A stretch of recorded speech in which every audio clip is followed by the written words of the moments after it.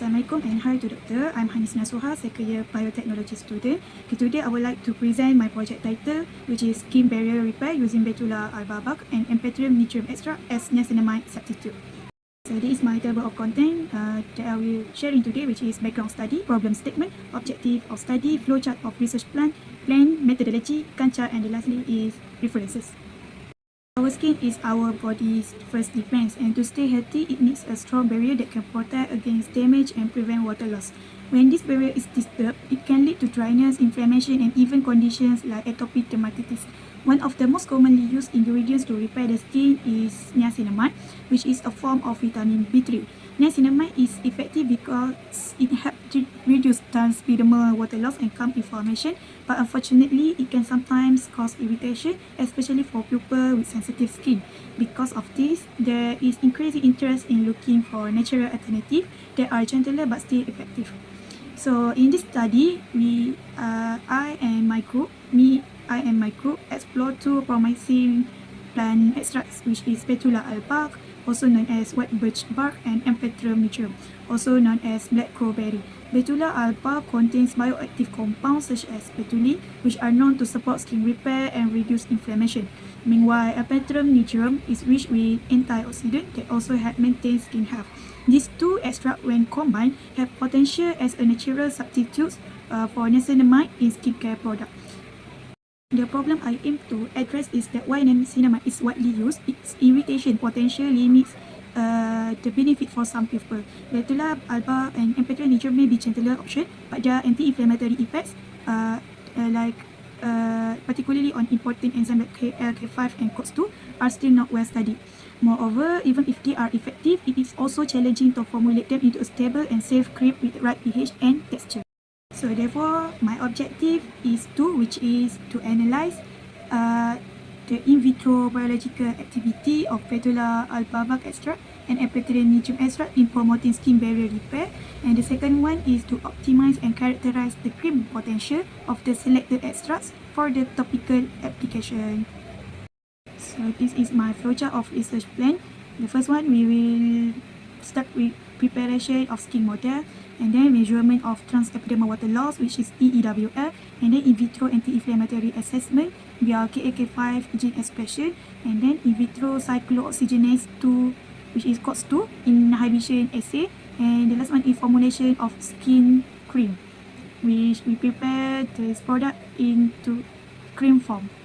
For the methodology part, I began with biological tests. To study skin barrier repair, I use 3D skin model, which is human skin 3D, and also rat organotypic culture (ROC) from rat. Yeah.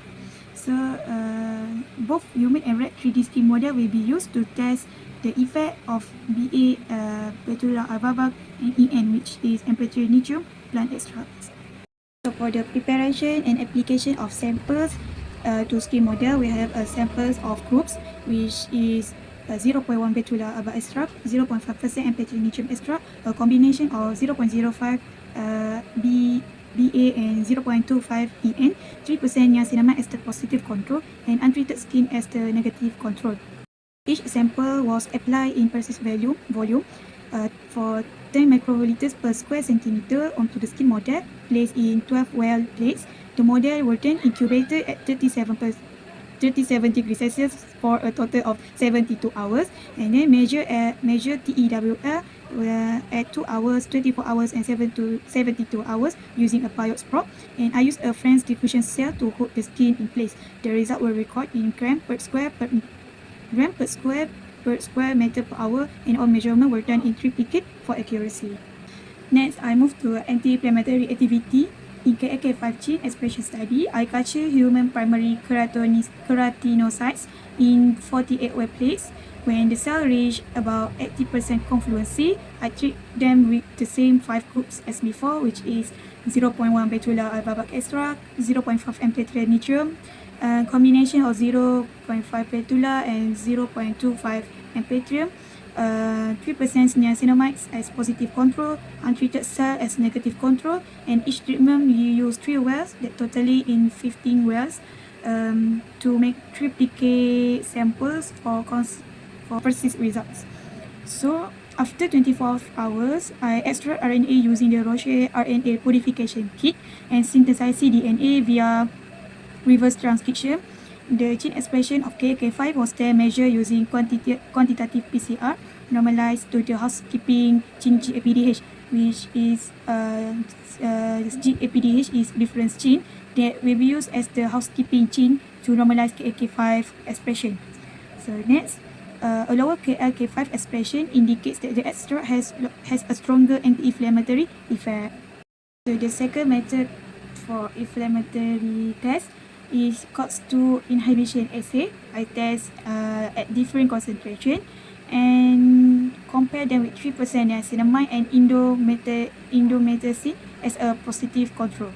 I use the AB-Chem or AbChem fluorometric kit where the enzyme reaction mixture was prepared and then absorbance was measured at 490 nanometers using a microplate reader. So a lower absorbance value indicate a higher COX-2 inhibition. From this reading, I calculated percentage inhibition and plot inhibition curve to determine the IC15 values using logarithmic regression. So the next part is to answering my second objective, which is formulation and characterization of a cream. I prepare an oil phase using ingredients such as jojoba oil, shea butter, glycerol stearate, and zinc oxide. And for a water phase is aloe vera gel, chamomile hydrosol, green tea extract, and the plant extract. Both phases were heated to 70 until 75 degrees Celsius, and then stir for 50 until 20 minutes until all solids dissolve. So the next step is cooling and mixing phase. This step we will be adding oil phase to water phase with continuous stirring and remove from heat, stir until cool to 40 degrees Celsius. And use slab mixing method for smooth technique. Slab mixing is extemporaneous technique. Last thing is store in sterile containers. So for the evaluation technique, I evaluate the cream for pH adjustment just using acid or bases for skin compatibility, and viscosity using Brookfield viscometer measure at 25 degrees Celsius, and then the stability monitor the cream, monitor for phase separation over 30 days, and then the homogeneity of the cream in terms of texture and their appearance. Through these steps, my project aims to provide an evidence that Betula, Alba, and Empetrum Nigrum extract can be a promising and gentler alternative to niacinamide, both in terms of biological activity by reducing KFK5 expression, reducing COX-2 activity, and improving hydration, and in terms of formulation of this cream by being incorporated into a stable and safe cream. So this is my Gantt chart where how much time we used to complete our proposal in 6 months, and then this is our references that we refer from websites, books, and journal, and also article from the internet. Okay, that's all for me. Thank you.